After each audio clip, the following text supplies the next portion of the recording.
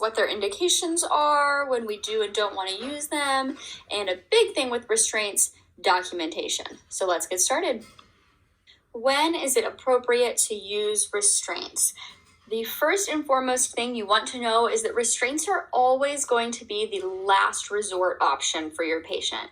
If there is ever anything you can do that is less than restraints, like reorienting your patient, giving them a medication, you're always going to activate that intervention before you activate restraints. So when is it actually time to go ahead and go to restraints? 3 big questions. Is your patient a danger to themselves or others? If your patient is actively trying to harm themselves or combative and trying to harm their family members, friends, the team members, anybody else in the room, if you feel like somebody is physically in danger, it is appropriate to use restraints. We want to prevent harm to the patient and to everybody else involved, of course. Second question, are they trying to pull out their IVs, their airway, any drains, any other equipment on them that's vital to their safety?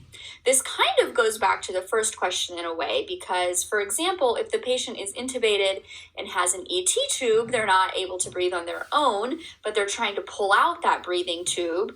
Well, if they pull it out and we lose that airway, that patient could code. That patient could actually die because we don't have a way to ventilate them. So if they're trying to pull things out because they're delirious, disoriented, they don't know what it is appropriate to use restraints in that instance because the patient is a danger to themselves. That's just a specific question to the medical environment that if an NCLEX question asks about, is it appropriate to use restraints? And they tell you in the stem of the question they're trying to pull out one of these types of tubes or devices, it will be appropriate to use restraints. And the last thing is for our delirious patients. This is very common in the intensive care units. Patients don't know where they are. They're afraid of the team and everything that's going on, and they become a huge risk to themselves because they don't know where they are, who they are, what time of day it is, and that's very, very scary. So they begin to try and pull things out, their IVs, their airway, and hurt themselves, hurt the team members because they don't know who you are. So for delirious patients that are a danger to themselves or others, it is appropriate to use restraints. Just remember that we always remove restraints as soon as it's possible. If your delirious patient starts to kind of come around and understand what's going on, if your patient who was a danger to themselves is no longer trying to hurt themselves, always discontinue the restraint order and do other interventions. Redirect them, orient them to the situation.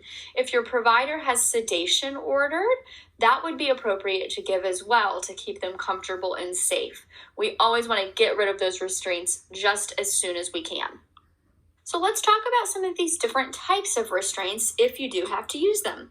The first one, and one of the most common, is a soft wrist restraint.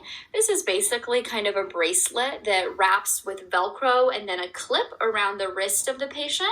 It can either be 2 points, meaning just the wrists or just the ankles, or 4 points, which in that case, all 4 extremities would have one of these devices on them. Those loops then go down and get knotted around an item that cannot move. So for example, you cannot tie these to the bed rail because a bed rail can be moved up and down, and that would negate the effectiveness of the restraint. No chairs, no rolling equipment. It has to be tied to like a loop on the bed itself that cannot move. Most hospital beds have a place where restraints can be tied. And you'll tie them in a very specific knot called a safety knot, where when the patient tries and tugs, the restraint does not move, but there is a very quick way for you to release that knot in the event of an emergency. For example, if there's a fire and you have to get your patients out very quickly, you would want to be able to release that restraint immediately. So that is the soft wrist restraint. Again, it can be 2 point or 4 point.